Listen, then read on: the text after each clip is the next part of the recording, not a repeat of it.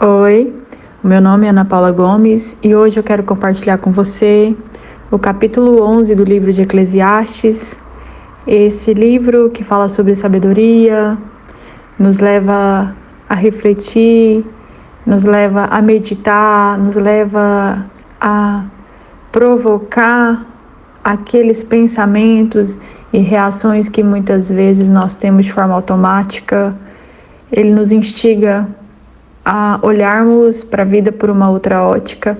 E se você está me acompanhando, eu creio que o Senhor tem ministrado ao seu coração, assim como tem ministrado ao meu, palavras pontuais e específicas para este tempo. Que nós possamos mergulhar mais uma vez nessa porção que foi preparada para este momento. Se você sente no seu coração e no seu espírito de compartilhar esse vídeo, faça isso. Sinta-se ousado em Deus, sinta-se como um canal, sinta-se como um instrumento nas mãos do Senhor para levar essa palavra de vida para aquelas pessoas que necessitam. Deixe seu comentário. Às vezes, um comentário pode transformar a vida de alguém. Então, que eu e você possamos sair deste tempo, mais uma vez, renovados, e que a presença do Espírito Santo, que é doce e sublime, possa nos envolver nesta hora. Amém? Lança o teu pão sobre as águas, porque depois de muitos dias o acharás. Reparte com 7 e ainda até com 8, porque não sabes que mal haverá sobre a terra. Estando as nuvens cheias, derramam a chuva sobre a terra, caindo a árvore para o sul ou para o norte, no lugar em que cair ali ficará. Quem observa o vento nunca semeará, e que olha para as nuvens nunca cegará. Assim como não sabes qual o caminho do vento, nem como se formam os ossos no ventre da que está grávida, também não sabes as obras de Deus, que faz todas as coisas. Pela manhã semeia a tua semente, e à tarde não retires a tua mão, pois não sabes qual prosperará, se esta, se aquela, ou se ambas igualmente serão boas. A luz é suave e agradável é ver o sol. Ainda que o homem viva muitos anos, regozije-se em todos eles, mas deve lembrar-se dos dias das trevas, pois serão muitos.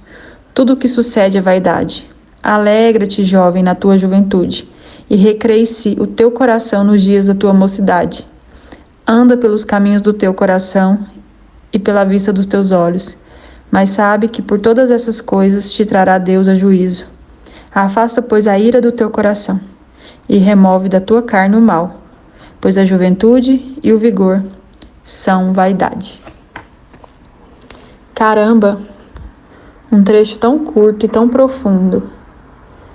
Aqui o autor inicia falando sobre lançar o pão sobre as águas. Qual é a ideia de lançar o pão sobre as águas? Na minha opinião, eu acredito que ele quis dizer que viver exige risco. Nem tudo volta imediatamente. Nem tudo retorna do jeito que esperamos. Nós temos um chamado para agir, para semear, e nós nunca teremos garantia. Eu costumo dizer que a única coisa prevista é o imprevisto. E nós vivemos em um mundo que é marcado por crises, instabilidade, medo do futuro. E aqui, através desses trechos, o autor nos pergunta: até quando vamos esperar o cenário ideal para começar a amar, a viver, a investir, a servir? Me permita compartilhar rapidamente contigo algo pessoal, uma experiência pessoal que eu vivi há pouco tempo. Eu moro há 7 anos em Portugal. E já faziam 7 anos que eu não ia ao Brasil. Desde que nós viemos para cá, nós nunca retornamos para passeio.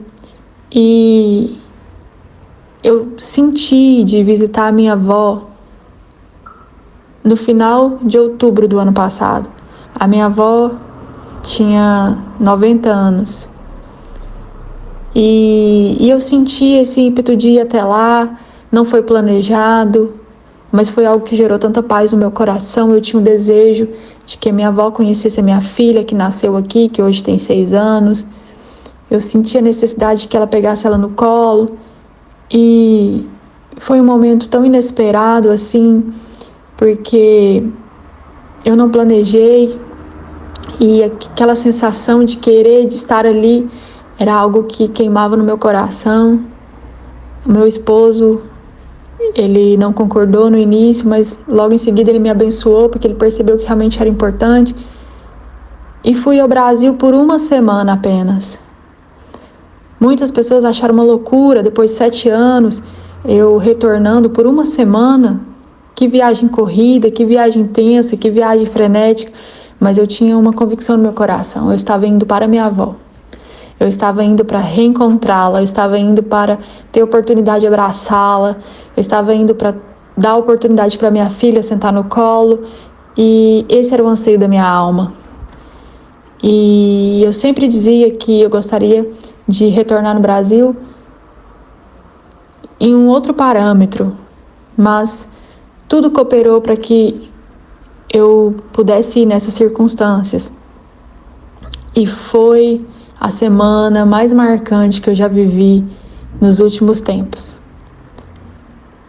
Voltei com meu coração repleto de significado, de memórias. Pedi perdão para minha avó por tudo aquilo que de repente eu deveria ter falado em todo o tempo que nós vivemos e não falei. E foi muito especial o tempo que eu passei ali, foi muito marcante. No dia 31 de dezembro, a minha avó, ela tentou se levantar pela manhã e ela caiu e bateu a cabeça. E foi levada às pressas para o hospital e não resistiu. Então, os meus familiares no Brasil passaram o dia 1º de janeiro de 2026 velando a minha avó. E foi muito doloroso para mim não poder estar ali. Mas ao mesmo tempo eu estava com meu coração tão grata de ter tido a oportunidade de abraçá-la, de estar com ela, de falar coisas que talvez eu nunca tinha falado antes, de sentir o seu aconchego, de estar com ela naquela semana. Então muitas vezes nós não vamos planejar determinadas coisas, mas o inesperado pode mudar a sua vida. Pode gerar em nós marcas e sensações que nós podemos transmitir para outras pessoas de uma forma tão pontual. E foi exatamente isso que aconteceu comigo naqueles dias. Então que nós possamos entender que não existe um cenário ideal. É claro que nós não podemos ser tolos, mas nós precisamos ter um feeling, a sensibilidade de perceber quando o Senhor está ministrando aos nossos corações sobre algo que tem que ser feito naquele tempo específico. Aqui, neste capítulo,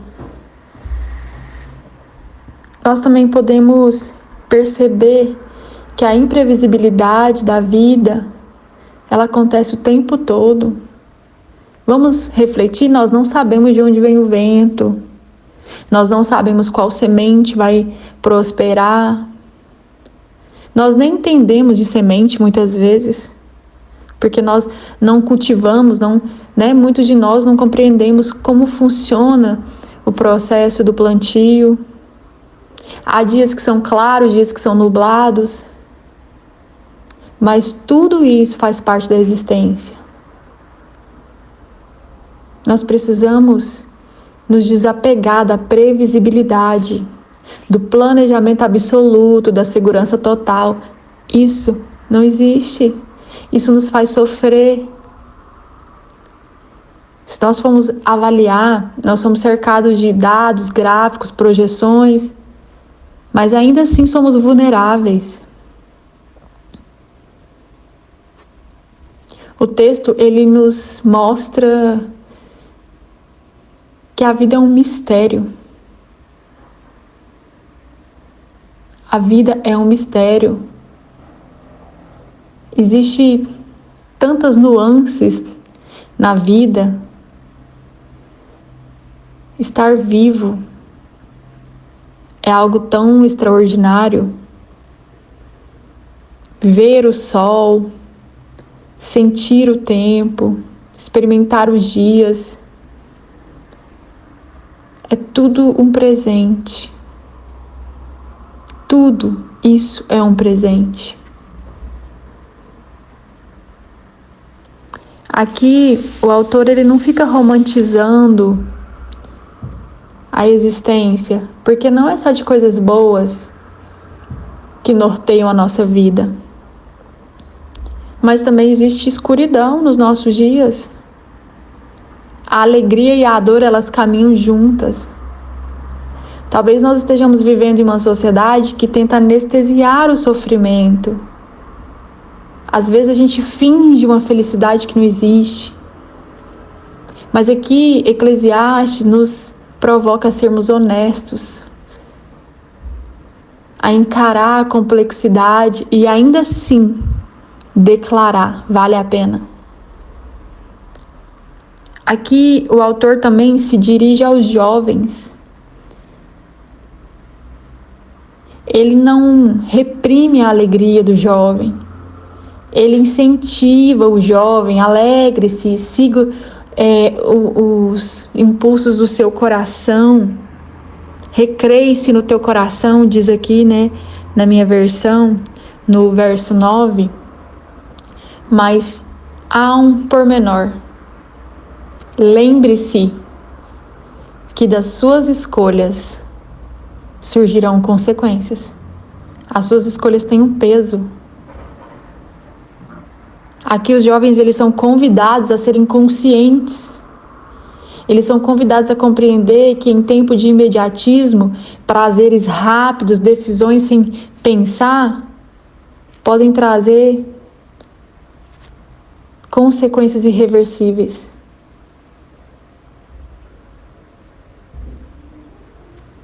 Precisamos compreender que o chamado para este tempo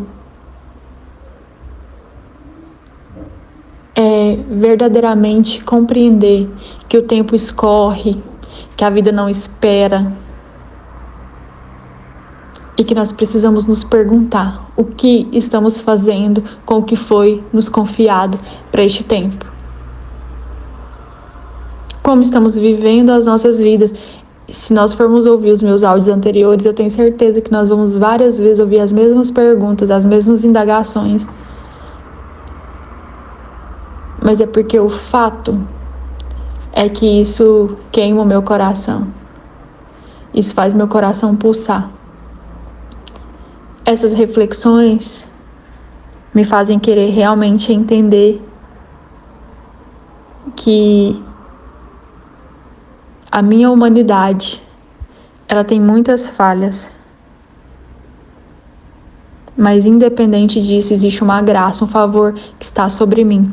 E se eu me permitir ser direcionada pelo Espírito Santo, que me consola, que me guia, que me ensina, que me dá as diretrizes, eu irei viver dias extraordinários, ainda que haja sombras, ainda que haja desafios, ainda que haja conflitos, ainda que haja choro, ainda que haja desespero, ainda que haja saudade, ainda que haja perguntas que não têm respostas. Ainda assim, eu posso viver a palavra na sua plenitude. No verso 7 diz: ainda que o homem viva muitos anos, regozije-se em todos eles. Que nós possamos nos alegrar, porque continua dizendo: mas deve lembrar-se dos dias das trevas, pois serão muitos. Nós não sabemos quanto tempo viveremos, mas precisamos nos alegrar, independente da circunstância. Não é sobre as circunstâncias, é sobre aquilo que nutre os nossos corações, é sobre para onde os nossos corações estão realmente direcionados, a nossa atenção está focada. Que eu e você possamos entender a profundidade dessa palavra, que possamos entender o quanto é importante entendermos sobre lançar o nosso pão sobre as águas. É algo que é imprevisível o que pode acontecer. Mas se nós nos permitirmos sermos conduzidos por essa doce, sublime presença e direção do Espírito Santo, as nossas vidas nunca mais serão as mesmas. Amém? Te encontro na próxima leitura.